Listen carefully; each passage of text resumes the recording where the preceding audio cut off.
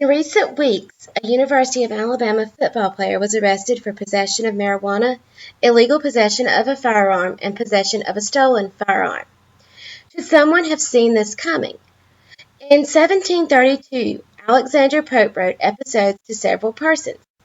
In Pope's writing, he said, "'Tis education that forms the common mind, just as the twig is bent, the tree's inclined." This quote has since been revised to say, "As the twig is bent, so grows the tree." As early as 1732, people had come to realize that education alone did not mold the child. In fact, it could only go so far towards assisting a person in reaching the formal operational stage of development. Pope had realized children were affected by everything in their environment.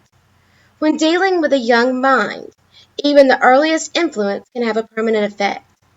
For this reason, Cam Robinson, the recently arrested football player, never stood a chance, not even a football scholarship to the University of Alabama and a chance to possibly make millions in the NFL could compensate for his childhood and adolescence.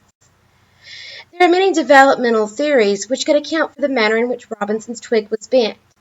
One of those was Vukatski's sociocultural theory. Growing up in a poor neighborhood in rural Louisiana would not have offered Robinson diversity in social interaction.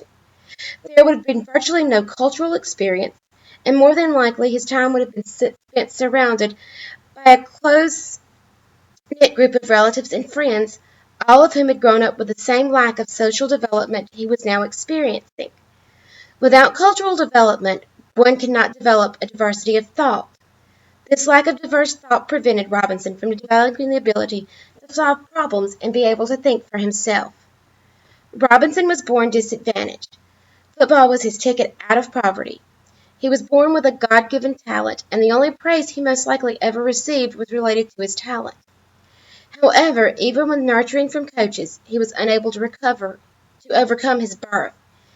Nature could not overcome his lack of nurturing.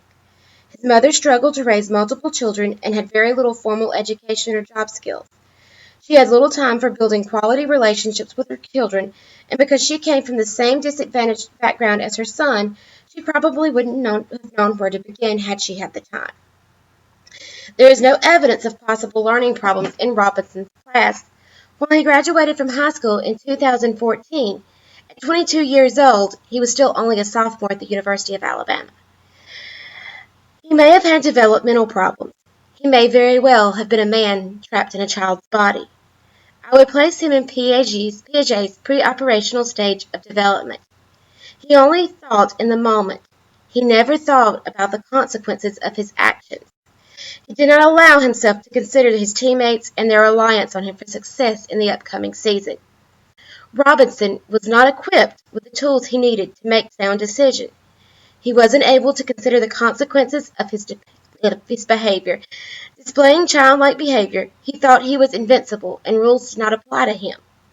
Did Cam Robinson ever stand a chance of developing into a fully operational adult? Due to his upbringing and the influences in his life, he was destined to end up on the wrong side of the law. His twig did not have a strong tree supporting it. Instead, his twig was bent in the wrong direction.